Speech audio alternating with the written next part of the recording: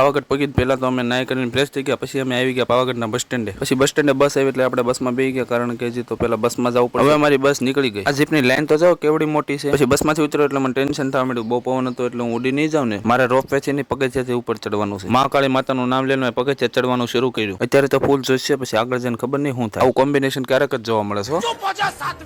આપણે તો પાછા રોંગ સાઈડમાં જ ચડવી. અડધું ચડી ગયા એટલે આપણને થાક લાગ્યો એટલે શાંતિથી સાઈડમાં બેસી ગયા, પણ થાક તો બહુ લાગ્યો. બોલો પાવાગઢમાં મારા ભાઈ પણ દેખાઈ ગયો. પછી થોડુંક ચડે તો મને ગધેડો દેખાણો. ગધેડાથી થોડોક આગળ હાલવું પડે, નકર પાછું જેટલું ચડે છે પાટું મને હેઠો પડી જાય. હવે ચડવા માટે ફક્ત ચાની જ જરૂર હતી. થોડુંક ચડે તો માતાજીનું મંદિર બતાવવાનું. હવે મને આશ્કરો મળ્યો. પછી મંદિરનો ગેટ આવ્યો એટલે આપણે ચંપલ કાઢી નાખ્યા. બે અલગ અલગ ચંપલ કાઢ્યા, કોઈ લઈ ન જાય ને. એટલે મંદિરે પગ્યા એટલે પેલા તો મેં બહારથી માતાજીના દર્શન કરી લીધા. આપણે અંદર જવાનું છે પણ પેલા બહારથી દર્શન કરી લીધા. આજ તો સોમવાર છે તો એટલી બધી મહાકાળી માતાના મંદિરે ભીડ છે. જો તો ખરી કેટલા બધા દર્શન અર્થીઓ અહીંયા આવ્યા છે. પછી હું તો લાઈનમાં ઉભો રહી ગયો માતાજીના દર્શન કરવા માટે. પાવાગઢમાં મેં એટલા માટે આવ્યા છે કારણ કે મહાકાળી માતાના મંદિરને ધજા ચડાવવાની છે અમારે. આમ જોવા ન માનતો મારા ભાઈનું નામે લખ્યું છે યશ પંડ્યા એમ. પેલા તો માતાજીના મંદિરની અંદર માતાજીની ધજાની પૂજા થઈ. મારા પપ્પાની બધા અંદર પૂજામાં બેઠા.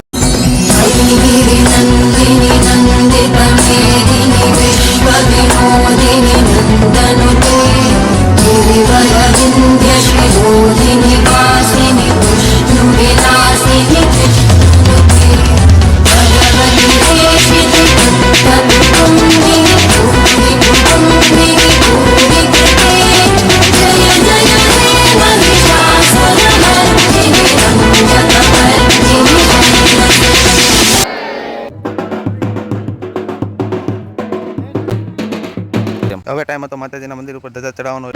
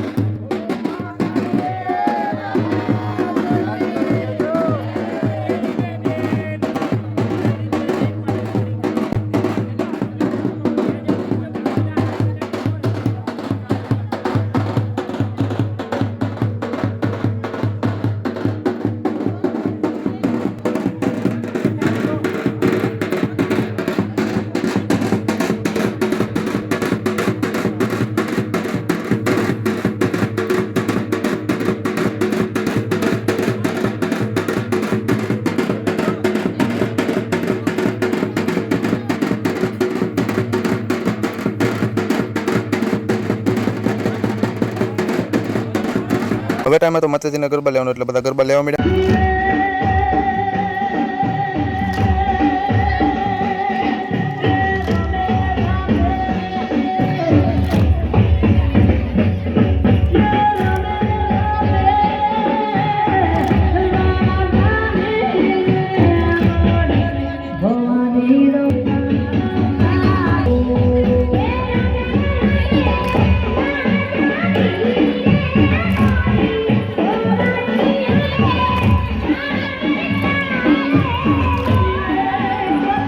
જો તમને આ વિડીયો પસંદ આવ્યો તો કમેન્ટમાં જય મહાકાળીમાં લખી દેજો અને યુટ્યુબ ચેનલને સબસ્ક્રાઈબ કરી દેજો.